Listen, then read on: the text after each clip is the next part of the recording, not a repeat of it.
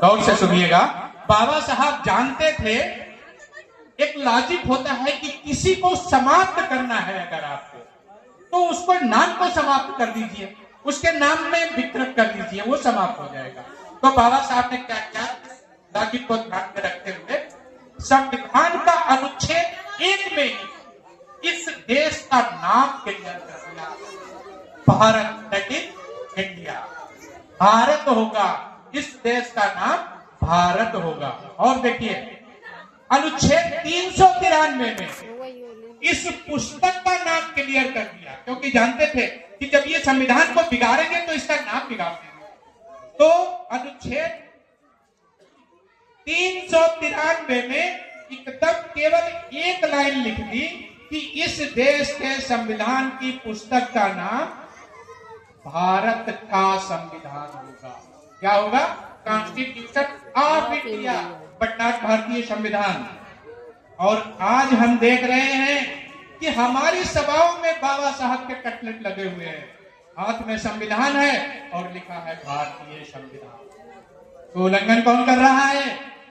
वो तो करेंगे, उनके अगेंस्ट में है संविधान, लेकिन उल्लंघनकारी हम भी हैं जो संविधान को नहीं पढ़ पाए।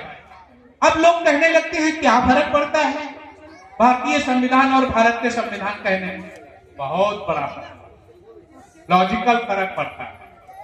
किसी भी देश का नाम संविधान पे आप देख लीजिए, अमेरिका का संविधान बट नॉट अमेरिकीय संविधान, ब्रिटेन का संविधान, चाइना का संविधान, जापान का संविधान, जापानी संविधान कोई नहीं कहता, लेकिन हम लोग विकृत कर रहे हैं संविधान को, भारतीय संविधान। इसके लिए संविधान में प्राविधान भी कर दिया बाबा साहब ने कि अगर कोई विकृत करता है तो उसके लिए एक्ट बना दिया, राष्ट्रीय गौरव अपमान निवारण अधिनियम 1971, कि अगर कोई संविधान की मूल आत्मा को ठेस पहुंचाएगा तो वो इस एक्ट के तहत राष्ट्रद्रोह का दोषी होगा। संविधान लागू हुआ, फोर्स में ही जय हिंद लागू कर दिया गया। क्या हम संविधानवादियों ने इसका विरोध किया? आज भी लागू है। क्या हमारे किसी नेता ने इसका विरोध किया?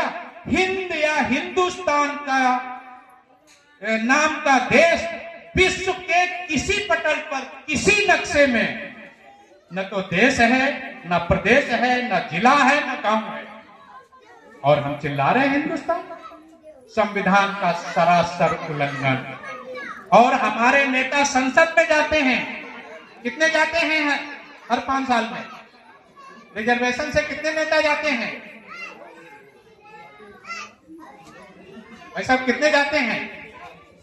संसद में चुनाव में रिजर्वेशन कैटेगरी के कितने एमपी जाते हैं? 100।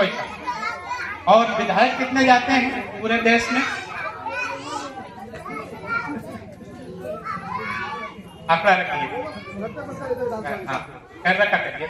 अब देखिए इतने एमपी एमएलए होते हुए किसी ने संसद में इस संविधान की के कुकृत्य के विरुद्ध में क्या कोई आवाज उठाई? नहीं उठाई। इसी तरीका से भारत का संविधान बाबा साहब ने प्रस्तावना